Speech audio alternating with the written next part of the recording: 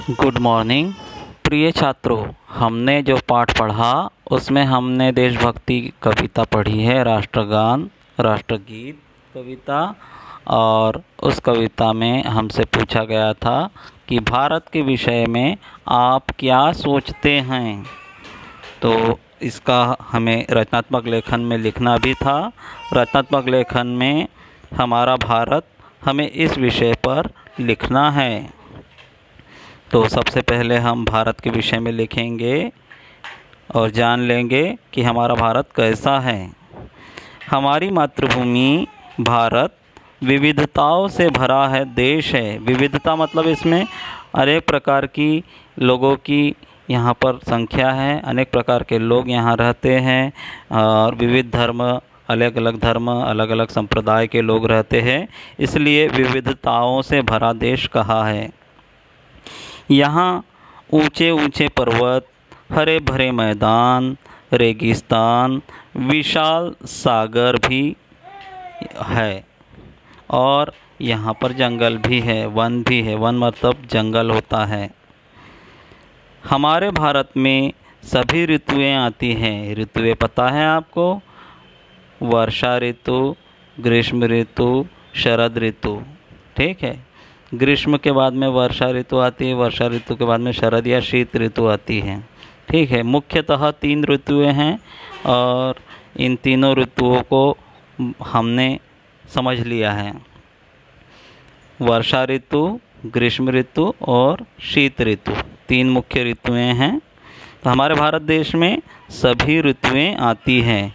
हमारे देश में अनेक धर्मों को मानने वाले लोग रहते हैं।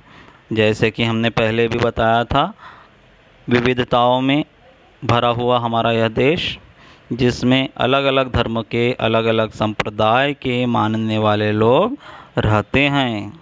इस तरह हमारे देश में अनेक धर्मों को मानने वाले लोग एक साथ मिलजुल कर रहते हैं।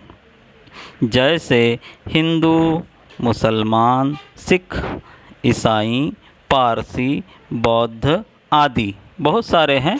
यहाँ केवल मैंने जो नाम ज़रूरी थे वो लिख लिए हैं और बहुत सारे इसमें और भी धर्म के या संप्रदाय के लोग जुड़े हैं। यहाँ अनेक भाषाएं बोलने वाले लोग हैं। भाषाएं हम देखते हैं कि अलग अलग प्रांत में अलग अलग प्रकार की भाषा बोली जाती हैं। और किसी महान कवि ने भी कहा है कि 10 कोस पर या 15 किलोमीटर में भाषा परिवर्तित हो जाती है, बदल जाती है। भाषाई तौर पर हम देखेंगे तो महाराष्ट्र में हम मराठी का अधिक प्रयोग करते हैं, मराठी भाषा है। और मध्य प्रदेश में हिंदी भाषा का प्रयोग किया जाता है। गुजरात में गुजराती भाषा का प्रयोग किया जाता है। पंजाब में पंजाबी भाषा का प्रयोग किया जाता है। तमिलनाडु या चेन्नई में तमिल भाषा का प्रयोग किया जाता है। मलयालम भाषा का प्रयोग किया जाता है। इस तरह से अलग अलग प्रांत की अलग अलग भाषाएं हैं। अनेक भाषाएं बोलने वाले लोग हमारे देश में रहते हैं। यहाँ अनेक ऋषियों, मुनियों, वीरों ने जन्म लिया है। आप लोग कविताएं किताब पढ़ते होंगे या कहानियाँ पढ़ते होंगे और जो वीर महापुरुषों की कहानियाँ पढ़ते होंगे, उसमें आपको पता चलता है कि हमारे यहाँ कितने महान ऋषि मुनि और वीर योद्धाओं ने जन्म लिया है, महापुरुषों ने जन्म लिया है। यहाँ सभी लोग बड़े प्रेम और भाईचारे से रहते हैं। प्रेम और भाईचारे से रहते का मतलब मिलजुल कर रहते हैं। हम सभी एक दूसरे के त्योहारों में आते जाते हैं, सबसे मिलते हैं और बधाइयाँ देते हैं। इस तरह से हम आपस में मिलजुल कर रहते हैं। अनेकता में एकता हमारे देश की शक्ति है। अनेकता में एकता का अर्थ है अनेक प्रकार के जाति संप्रदाय के लोग एक साथ रहकर भी अनेकता में एकता का उदाहरण देते हैं। सब मिलजुल कर सामने आते हैं। जैसे अब देश पर विपत्ति आई है तो सभी प्रकार के धर्म संप्रदाय के जो लोग हैं, डॉक्टर्स हैं, नर्सेस हैं, वे सभी मिलजुल कर कोरोना से लड़ाई लड़ रहे हैं और देश को मुक्त करने का प्रयास कर रहे हैं। इस तरह से हमारे देश को वे बचाने की कोशिश कर रहे हैं। यही अनेकता में एकता का उदाहरण है।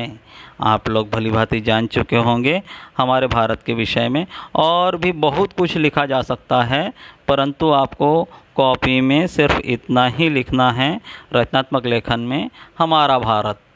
ठीक है, आप सभी भारत के विषय में अच्छी तरह से जान गए होंगे और आगे भी आप इसमें जोड़ सकते हैं। यदि आपके मन में कोई प्रश्न आ रहा है तो मुझसे पूछ सकते हैं। इस तरह से क्रिएटिव राइटिंग का आज का हमारा पार्ट है हमारा भारत।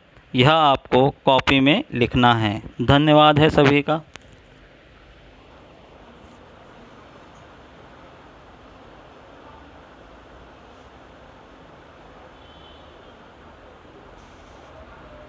क्यों आता है एडवर्टाइजर?